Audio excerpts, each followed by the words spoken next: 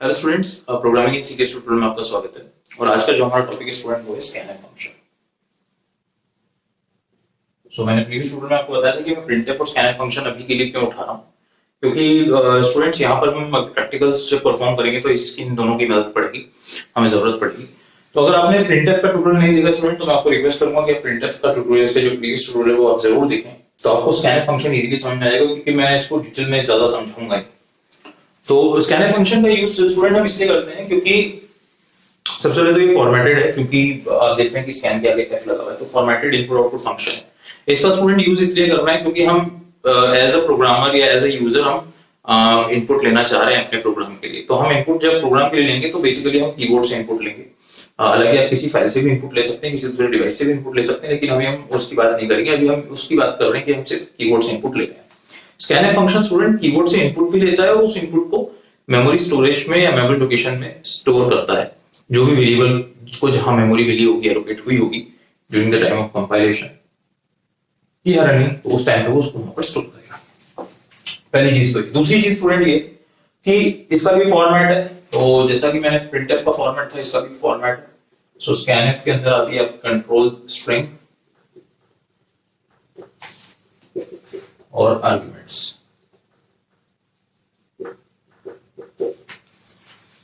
ठीक है स्टूडेंट्स, तो कंट्रोल स्ट्रिंग को अगर मैं और डाइवर्सिफाई करूं और उसको एलैबोरेट करूं तो परसेंटाइल स्टार विड्थ मॉडिफायर और टाइप।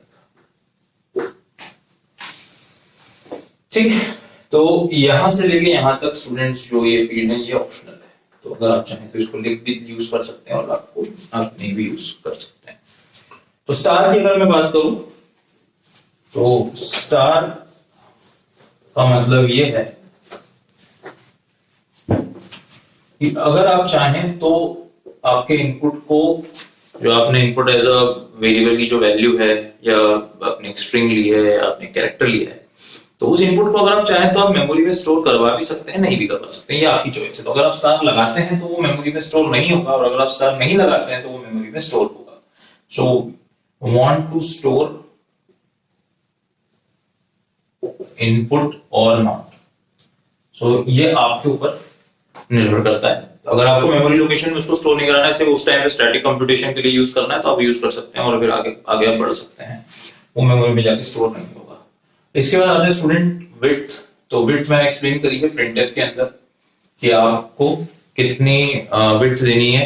अगर आपने दी है 10 या 12 नंबर की विड्थ, तो अगर आप उसमें 8 ही नंबर दे रहे हैं एज एन इनपुट, तो वो 8 ही लेगा, बाकी स्पेसेस खाली होंगी। लेकिन विड्थ का कॉन्सेप्ट अगर आपको और अच्छे से समझना है तो आप प्रिंटफ फंक्शन को देखिए, तो आपको विड्थ का फंक्शन बहुत अच्छे से मतलब अच्छे समझ में आ जाएगा। इसके बाद आता है आपका मॉडिफायर। सो मॉडिफायर भी मैंने एक्सप्लेन किया है, मैंने बताया था एच एल और L optionally. H short unsigned है ना, short signed int, short unsigned int, उसके लिए L is for long and, long unsigned int, और capital L is for long double. तो अगेन ये आप यूज कर सकते हैं अगर आप चाहें तो। और लास्ट में मैंने टाइप भी बहुत सारे एक्सप्लेन किए थे, सी डी परसेंटाइल क्या, C D I E capital E F G capital G, है ना। तो ये सारे जो टाइप्स हैं ये आप प्रिंटफ में देख सकते हैं कि किन किन के लिए मैंने यूज किया है।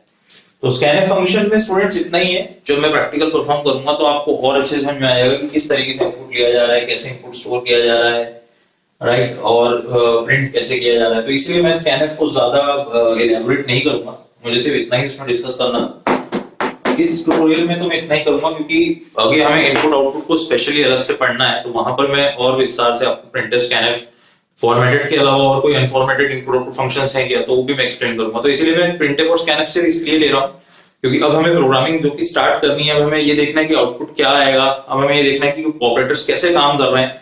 दैट इज वाई सिर्फ ब्रीफ, सिर्फ मैंने 15 to 16 मिनट्स का उसका एक ट्यूटोरियल आपको बता दिया है, इसका मैंने बता दिया है। एक दो वीडियोस में मैं आपको और सिस्टम को रिकॉर्ड करके, स्क्रीन रिकॉर्ड करके और अच्छे से आपको कोड ब्लॉक्स में समझा दूंगा कि किस तरीके से दोनों फंक्शन काम कर रहे हैं, तो आपको और अच्छे समझ में आ जाएगा।